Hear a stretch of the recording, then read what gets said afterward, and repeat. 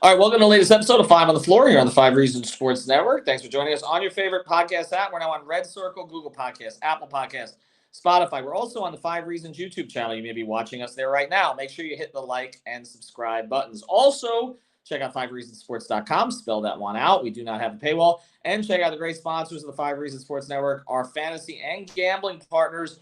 Our fantasy partner, Prize Picks. Use the code 5, FIVE. Get that initial deposit matched up to $100. Again, use that code 5. You get it up to $100. This is free money to play. There are no rollovers. And yes, it's legal in the state of Florida and many other states. So go to Prize Picks. Play the props 2, 3, 4, 5, 6 players together. Play the Heat. Play the NBA. Play MMA. Play golf. Play whatever it is you want to play there. It's all there on the board. Even esports, you can play that. Go to Prize Picks. Use the code 5. Our betting partner, Better Edge. Use the code 5RSN for that one. You get $20 to play. It's a stock exchange for sports betting. What does that mean? You get to find the line you want, which is pretty damn cool. And you're betting against others who are playing on the app. You're not betting against the book. And because of that, again, it is legal in the state of Florida and also in 43 other states. So check out betteredge.com. Use the code 5RSN for $20 free to play. Prize Picks. Use the code 5. And now, today's episode. Down the Biscayne. Yikes. 5 on the floor. Ride for my dogs. Where here's the thing. You can check the score. Hustle hard, couple scars. Wearing bubble frogs. Just like Butler said, you in trouble, y'all. Kept the floor playing. Got it all banned. Y'all seen the block. Stop with one hand. And Pat we trust. It's power, have the guts. We're here to bring the heat. Y'all can hang it up. Welcome to Five on the Floor, a daily insider show on the Miami Heat and the NBA, featuring Ethan Skolnick, Greg Sylvander, and Alex Toledo, plus others from the Five Reasons Sports Network. All right, welcome back to Five on the Floor here on the Five Reasons podcast channels, as well as the Five Reasons YouTube channel. Here's today's floor plan. I got Greg Sylvander. You can follow him at Greg Sylvander. I got Alex Toledo. You can follow him at Tropical Blanket. The Miami Heat are 2-3 on their current homestand. After a loss to Cleveland, they got another game with Cleveland that is coming up here. We are going to do an absence makes the heart grow fonder episode because we are at that point of the season. And I was talking about this on Starting 9 this morning, which feels like many, many, many hours ago. But there are no more markers for this team. There is no, trades that can be made. There's no buyout deadline coming up. There's no savior coming back from injury. I'm sorry, Yurt. There's none of that stuff here right now. And so what's happening?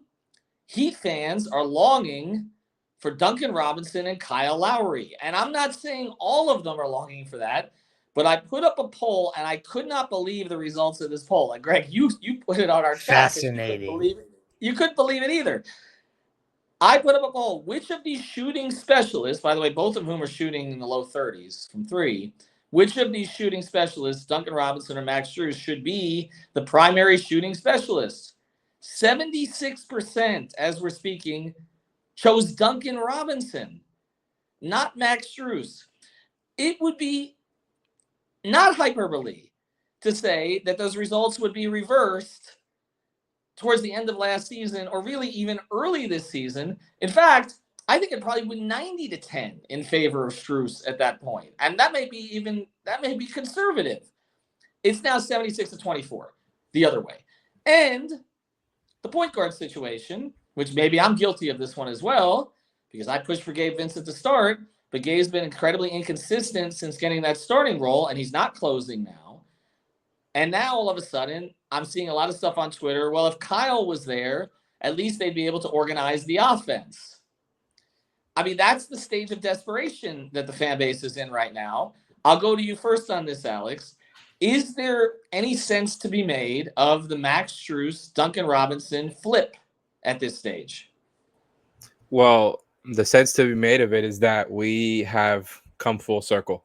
And, it's pretty funny that we're back here again, because I did not think that even with Max's shooting slump this season that people were going to start clamoring for Duncan. Like, even with that kind of seeming predictable, if you really think about the way that things have been happening for a couple of seasons, the way that people react to players, I thought people were absolutely done with Duncan. It felt like it was a thing where everybody agreed that he was done. The dribble handoff offense died along with his rotation minutes.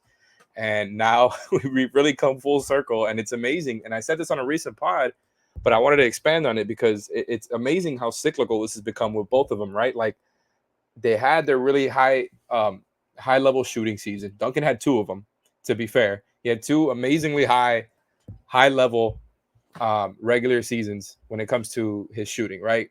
The thing I'll give Max is he only had 1 season, but he had a playoff run where he was absolutely instrumental. Top 5 and on-off data during the playoffs. He was a big positive for them. Whereas Duncan, he had I think a positive playoff run in 2020, but I think Max, between the 2 of them, I'll give him the edge there for just playoff performance. So I don't want to equate the 2 players like they're the same. We've talked, a bunch of times already about the differences between the 2.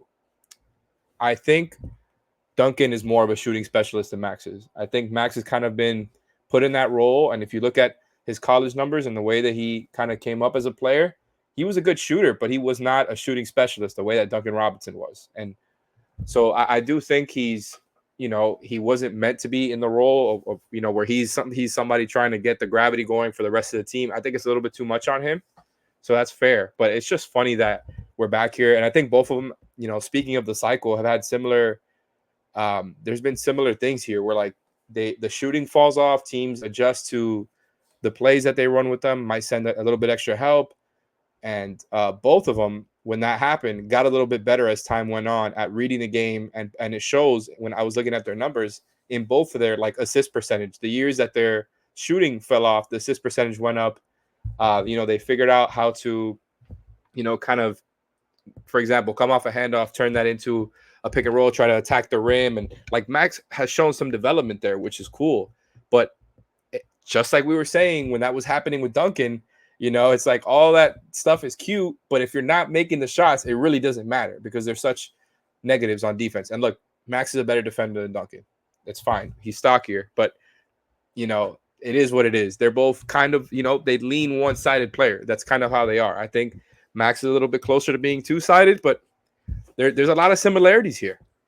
I'm not entirely sure, though, that Max is a much better defensive player than Duncan at this stage. We're going to get into that in the next part of this. I think that was a narrative I pushed also, but watching it lately, I'm not quite sure about it. You know what's amazing? They're shooting the exact same percentage from 3, Greg. They're both at 33.5%. But I mean, Duncan is on 4.8 attempts in the games that he's played. Max is at 7.3 attempts. But it is kind of remarkable to me. There it is. And they also have the exact same effective field goal percentage. That is wild. Right? So where are we with this? It's crazy that we got here. I think that is a insight to be taken from this because like it really is cyclical as Alex said. But here's the crazy thing for me, and here's the case to be made for Duncan Robinson. One, I think fans and the poll that you referenced earlier, like absence makes the heart grow fonder. That's one way of looking at it. It's also that there's a chance that he could figure it out.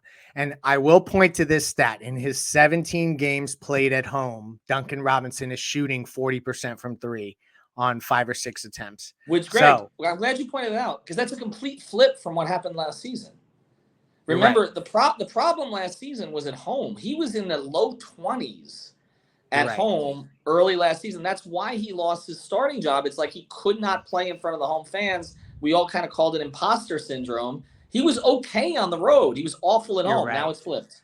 And so just to close on this thought, when I have to pivot between micro view, like what's going to help tomorrow's game against the Cavs, and macro view. And I also have to say there could be an argument to be made for Max Strus is an impending free agent, and anything he does go forward is going to be incremental to whatever salary he gets. Duncan Robinson, you have a depressed asset that you need to get revived, and why not take a shot with that guy, give him a run here and see if maybe he can regain some of his value. And so anyway, I think that there's angles to this, and I wouldn't be surprised if you see Duncan get a shot, but I ultimately think that Spoelstra's not going to be able to go that drastic of a shift as just swapping them out completely. I think that that's too drastic.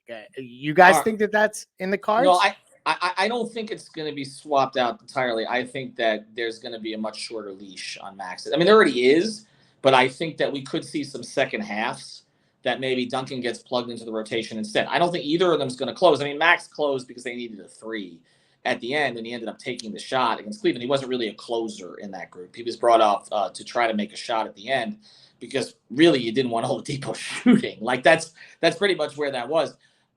Fascinating thing, though, when I talked to somebody inside the organization pretty high up about this yesterday, who brought up Max out of nowhere and said, when we're talking about the season and kind of where it's gone and players being in and out and all the rest of this stuff. And one of the things that was said was, you have a guy like Max Strus who should be counted on as your 7th or 8th or 9th guy. And at times this year, we've had to count on him as our 4th or 5th guy or something along those lines. I think what's interesting about it is that Max was actually moved to a lesser role this season, but has struggled more with it. He played really well as a starter last season. Like they won a lot. They won like 4 out of every 5 games that he played last year. It just hasn't worked out off the bench. It's almost like without hero shot creation, and on the bench, they haven't had anybody else to go to there. And we've talked about Oladipo's struggles and Gabe's struggles at times off the bench. And sometimes they haven't had either of them. And so I think that there just hasn't been anybody there to really create for Max. I do think one of the things that makes this difficult is we know that Jimmy has more of a connection on the court with Max, but Bam has more of a connection on the court with Duncan. And I feel like we wanted Duncan out in part because this organization was so reliant, and we talked about it, Bam getting Duncan open when it always should have been the reverse. But now I think Bam's increased aggressiveness and the fact that nobody on this team can seem to throw him the damn ball, we know that Duncan will actually do that. And so I feel like it's kind of a Bam move if you're going to go to Duncan more often instead of Strus. Not that there's any problem between Bam and Strus. I'm not suggesting anything close to that. I'm just saying that we know that there is a natural connection between Bam and Duncan. And what if all of a sudden he catches fire in these last 17 games or so and he shoots 43% from 3 and he finishes the season really strong? And even if they sputter out of the playoffs or the play-in, if Duncan ends the season on a high note, that is a positive for the Miami Heat. So I think that there is a bit of hope trafficking that I can do in the direction of Duncan, and I normally don't do that. Y'all know that I've been trade Duncan most of the time since the contract was signed, basically, which but this may be the moment they should play Duncan, not trade him. Here's the other thing. If he catches fire, will they keep playing? We saw in the playoffs last year, he made 8 of 9 in the opening playoff game from 3 and didn't get enough opportunities to make 8 the rest of the way, which he talked about on his own podcast. All right, we're going to pivot to the point guard situation here, which is also an absence makes the heart grow fonder scenario, except in that one, the other guy's not even available at this stage. We do want to tell you about another great sponsor, the 5 Reasons Sports Network. It's Water Cleanup of Florida. You can find them at WCUFL.com. That's WCUFL.com. And they've got a new program there. We tell you about that whole team up there, Michael Robert and his team based in Boca. They've got open enrollment in a new membership program. And basically, this is preventative maintenance. It will assist the average homeowner become more aware of the primary maintenance needed in the home, plus additional programs to place members on a hurricane priority list after major weather events and annual air quality testing services. After over 60 plus years of inspecting buildings for damage in South Florida, Water Cleanup of Florida has noticed trends that lead to the development of this unique program. And again, and here's some of the factors. Insurance claims typically do not cover damage due to a lack of primary maintenance. Leaking windows, doors, air handlers, and heavy rain seepage are just a few examples of costly products that could have been avoided if the property was better maintained. And most homeowners need help starting and following a property maintenance plan. So reach out and check out their membership program. It's WCUFL.com, WCUFL.com. Water Cleanup of Florida. If you've got the schmutz, they got the guts. All right, speaking of guts now.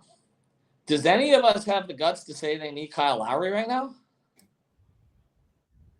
Oh, because I was most open that they didn't the way he was playing. So I guess I'll have to go first. But do either of you think they need Kyle Lowry right now?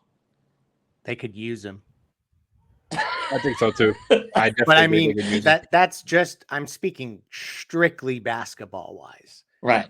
Like all of that other stuff, which we're not going to go into. But if you come hang out with us for our watch parties on playback, you may hear stuff you won't hear anywhere else. Teasing it to come check that out. It's like a private. Anyway, it's like a private party. Hush hush. If you've been following close enough and hung out with us enough, and then you're part of the cool kids, you would know a little bit to maybe say, I'm joking.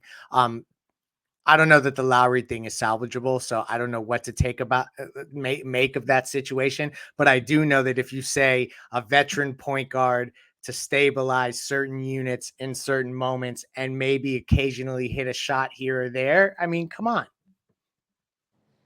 Alex, are we just saying this because Gabe hasn't been what we, I think, projected or hoped that he would be from a consistency standpoint? He's had moments, but from a consistency standpoint. I mean, yes. But also, it could be both. That's the thing. Because, like, yeah, if Gabe was shooting better, then I think people wouldn't be calling for Kyle at all. And it definitely plays into what we were talking about, the Duncan versus Max parallels. There's some similar things at play here. But I agree with Leif. Basketball-wise, they could use him. I've said it, several pods now. I really believe that they should try to see how he looks without Jimmy, in the sense of, like, all of his minutes didn't need to be stapled with Jimmy Butler, right? Mm-hmm. I think he will be nice to help organize bench units, and not that it would fix everything. I just, that is his best trait, is being a floor general. And even if he's declined, he's not going to stop declining. He's not getting any younger. So yeah, there's no salvaging the situation, in the sense that you're not getting maybe the point guard that you thought you were getting when you first signed him. He could still give you something, because Gabe has not been that guy. I like Gabe. I appreciate his game and what he does. It just hasn't worked out. And it's not all on him. He's not the only one missing shots, but he's been missing a lot of them. And it's been a good while now. It hasn't been just this, like a short stretch of games. He's one of the guys whose shooting percentages fell off a cliff. And it's unfortunate because, again, right, this is kind of some of the things that we were talking about with Kyle. We've talked about it with Max and Gabe. I mean, Max and Duncan, when they were in the starting lineup. Guys like them, and Kyle is a part of this now because of the way that he was used this season specifically. Guys like them, their whole production now is kind of dependent on how many three-point shots they make, because that's like most of the shots they're taking are relief shots for the most part. Not all of them, but a good majority of them. So yeah, when they're not making their threes, when they're slumping, the percentages are going to look bad, and it's going to look even worse because that is the majority of their role. So yeah, Gabe, might maneuver some pick and rolls here and there, get some drop teams, get some mid-range shots going. Kyle can do stuff with the ball, but that's the way they've used him. So even if you throw him back into the starting lineup, if he's just missing shots again, it's the same problem is going to continue. So I think whether you're using him as a starter or a bench player, they could use him. Yeah, that's what I'm saying. I don't think they can throw him in as a starter right away. I think I'm with you. They have to separate him from Jimmy some. I know that sounds counterintuitive considering their relationship, but I do think they need to. One of the things that was said to me by someone high up in the organization yesterday was that the problem with the non-Jimmy, non-Bam minutes this year, which they acknowledge are a problem. We've talked about this a lot and how Eric can get rid of some of it. He tried the past couple of games, then Bam had foul trouble in the last game, which made it harder. But one of the reasons they were able to get through those minutes last year is because Tyler wasn't alone out there. He had two veterans usually with him in those units, in Lowry and Tucker. He doesn't have those kind of guys. And Tyler on his own, when Vic is so up and down, can't stabilize those units. I mean, you can't expect, a unit with, whether it's with Caleb as well as he's played, which I think he's been their third most consistent guy this season. But Caleb with Zeller, whatever, you can't. You need some other vets on there to help stabilize. I think that's where Kyle's role could be, putting him in as a starter. I also have a relevant number here. Shout out John Jablanca. I feel like we shout him out every other podcast at this point. He is absolutely on top of all of the numbers, and he does really great work on Twitter and for Miami Heat Beat as a writer. But I wanted to shout him out because he was kind of defending the player that Kyle was, particularly earlier this season. But for the season, with Kyle Lowry in the lineup, the team is in the 79th percentile in turnover percentage and 39th without him. And that's a huge, huge drop-off. And we know, I don't even have to get into how important it is for them to win that turnover battle. Well, so Alex, it's not all about that, but that's one of the areas he could really help you with. Well, that comes after last night. I mean, see, I feel like the absence. This is coming up over as we're speaking. This was last night. 22 turnovers. That's and I know Vic had the most in 5, but Vic wouldn't be handling that much if Kyle was playing. So he had such a bad game last night. Anyway, I digress. I know he did, and there's a whole other conversation we have to have about him, but that's part of this. If Vic was playing well, if Gabe was playing well consistently, if Max was making shots, if the whole guard room as a whole was playing better, we would not be talking about putting Kyle Lowry back in, considering that a large part of the blame for the season is on his play. I mean, that's the reality. I mean, you have a $28 million gaping hole where you're not getting consistent production from that player. But now you're looking at it, you're like, okay, there are some things that he could provide here. I think it just depends what kind of mindset he comes back with. First, the knee's got to be healthy. Okay, however hurt that is or isn't, he's got to be healthy. But also, it's a mindset issue. It's how does he want to contribute to this group this year? I mean, I feel like there are ways that he can do it. He did it last season playing without the starters. He was instrumental in carrying them. And the other thing that was said, in fairness to Kyle, someone high up in the organization said this to me too, said we played him too much this year. I mean, there was a point where Kyle Lowry was second in the league in minutes per game. Like that is not something that should have been happening at his age, but some of that was due to the parts in and out. So here's where I close on this as we close. And thanks to our sponsors, Prize Picks, Better Edge, and of course, Water Cleanup of Florida. Also, the Eric Rubenstein, ericrubenstein.com. Go there, our personal injury attorney. Check him out. He's Ask About Me, I Got You on Instagram. And Eric does. We've seen him at all the Heat games, sitting courtside because he's doing a good job for his clients. He's getting them money. You get your money. Okay, when something happens to you, whether it's medical malpractice, car accident, anything like that, the Eric Rubenstein injury report. Right now, everybody looks to be pretty healthy coming in the next game, other than Kyle. It looks like everybody is ready to go. Jimmy's ready to go for the next game against Cleveland. But just to close on this, I mean, where I come down on this is nobody but Jimmy Butler, Bam Adebayo, and to a degree Tyler Hero and Caleb Martin has secured regular minutes on this, should be guaranteed regular minutes on this team. So if that's the case, then if Max isn't going, give Duncan a shot. If Gabe is not getting it done and you've got Kyle Lowry and he's ready to play, I don't say you start him, but I do think that there's a role here. I don't think anybody else has earned the right. I mean, we agree with that. I mean, I feel like Caleb is the other guy, is the fourth guy who has earned minutes this season, right? Consistent minutes. Absolutely. And I would just say, and I'll let Alex sneak in here, is that I can't run away from the fact that Duncan is a player that you have under contract going forward and Max is not. And I think that that's something to consider. Anyway. That's also the case with Gabe. It's the case with Gabe and Kyle too. Money does come into this. That's $46 million on your books. And I'm always in favor of playing the guy who's playing better, not playing the salary. But if the other two guys are not playing better and they're up for contract extensions, then you play the salary, right? Lowry. I know I've completely flipped on Lowry. I'm not in favor of putting Lowry in the starting lineup for Gabe right now. I'm not. But I am in favor of taking a look at what Kyle can provide if his head is in the right place and his knee is feeling okay. Alex, you want to close? Go ahead. Really just wanted to throw in some more numbers that I was looking up here while we were doing this now related to the Kyle Gabe stuff. The numbers with Gabe in the starting lineup, despite his terrible shooting, have been very, very good. They're like a plus 18 net rating. I think it was like 115 minutes that he's been with the starters this season. And Kyle, when I looked it up, it's about twice as many minutes, more or less. So it's a little bit more of a sample, but it's about plus 2.93. So still good, but that's a big, big difference. So despite Gabe's bad shooting, they're winning those minutes by a lot. And we keep coming back to the same stuff. Like almost all of their better role players, even the guys whose shooting has dipped, you plug them into with their top three. And now, I'm conceding that Caleb is the fourth. I'm with you there. Whether you do it with the 3 or with the 4, they have really good lineups. And it's some are better than others, but I think there's more that they can, get from trying to figure out the rotation, because clearly they're winning most of their minutes with the starters. And it's the whole season has been this, and it's really frustrating that they still haven't figured out the right mix of guys and the right lineup specifically. The part of the problem is the starters aren't playing enough. I still don't think Jimmy and Bam are playing enough. I'm going to keep coming back to that. I think they're 36-minute game players at this stage if you're trying to make a push. Here's one other thing I will say about this, and then we close. and we will do playback tomorrow. You can't put Kyle in the starting lineup with Kevin Love. You cannot do it. Because you can't. I'm just saying, because the only way that you were able to protect yourself with Kyle in the starting lineup was having Caleb chase the guards around. You can't. And Tyler. But hold on. I'm gonna push back here.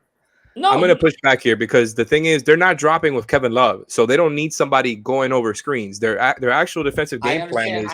Alex, I understand. You're putting three bad defenders. Kyle's a bad defender at this stage. Well, the thing is, I was going to say here, to be fair to Kyle is better as a help defender than a one-on-one guy, and the specific defensive coverage that they throw out there with Love is actually more favorable to Kyle because he's a really good help defender. And I think when you're showing and recovering, it's all about the rest of the guys behind Love to step up. And I mean, Lowry is a good help defender. So I think that sounds like first quarter stuff, Alex. That's not late game stuff. Oh, no. We're definitely not talking late game with Kevin Love and Kyle Lowry. But I just think, like, if you're going to throw him back into the starting lineup, Alex, it makes sense defensively. Right, you're being too smart right now because I know what you're saying makes basketball sense, and I'm saying I do not want to see Kevin Love, Kyle Lowry, and Tyler Hero on the floor together to start games. But what about all the outlet passes? Bam and Jimmy should just literally walk off the floor and say, I'm not playing tonight. Like, you can't. I watched Kevin Love in space yesterday. You can't do it. You can't. You'd have to put Caleb back in the starting line. That's my view. I'm just imagining Lowry and Love like both on one side of the court trying to outlet pass, both of them not running down. It's 2014. I'm not. No. We're not. No. You'd have to put Caleb back in the starting lineup. I don't think that makes any sense. Look, if you're gonna put Lowry back in the starting lineup with Love, then yes, you'd get Caleb and Gabe back together. But on the bench. But no, I'm not doing it. All right, that Alex much smarter than Greg and I. Greg and I agree though. That'll be the death of me. You put the two of them. No, I'm not. I don't want to see any of that. All right. Thanks to our sponsors again. WCUFL.com is Florida, Water Cleaner Florida, Better Edge, and Prize Picks. Check us out on Playback tomorrow. We tell you stuff we don't tell you here. Have a good night, everybody.